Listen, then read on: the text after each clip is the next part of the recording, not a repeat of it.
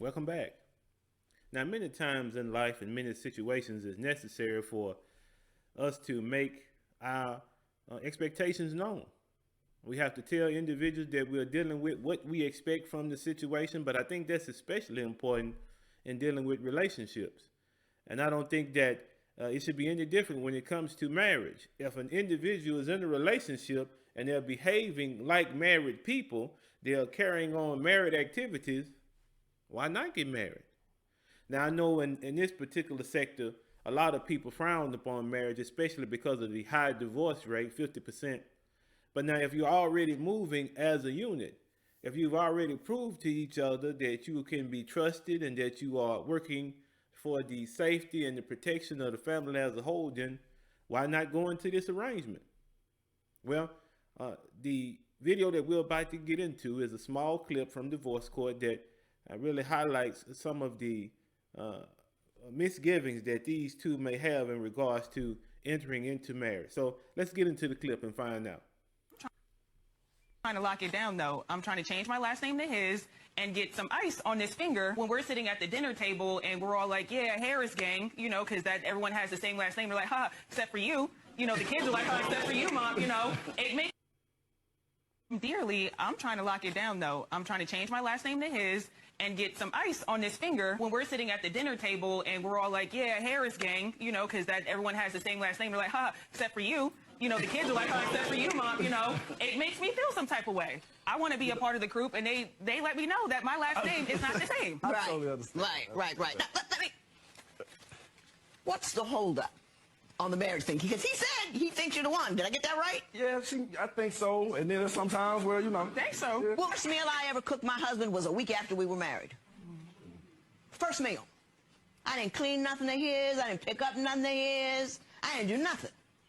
Yeah, he wanted to marry, you know what I mean? You're not giving me a ring and some security. Clean your own stuff. I got time for that. I got things to do. You think I'm good enough to have your baby, but he can't give you his last name? Mr. Harris. Oh. That is a ridiculous thing. You're already 100% into it, financially, emotionally, and familially tied to one another. All right, so that was the clip. That was the extent of it. Let me start off by saying this, and I'm a firm believer in it. Marry before you carry. Because now, in this situation, even though she has had children for this particular individual, the lady that's in the video, she's frustrated at this point because, as she mentioned, they're all called Harrises except for her. And she is part of the reason why these children are in the world, and yet they don't have the same last name. So now when you look at the structure of the family, that can cause some confusion, couldn't it?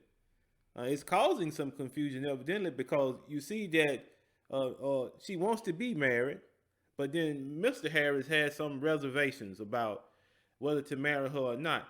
But in this situation, I would say personally, and it's just my opinion, that those reservations should have evaporated when she had the first child for him. And she hasn't gone anywhere. She's been right there with him. If you watch the entirety of the video, there hasn't been any going out of the relationship or anything of that sort. She's been right there with him, proving herself. And I think that she's proved enough. And that's something that as men, when we look at positive masculinity, that we have to work on. Our accountability in a particular situation.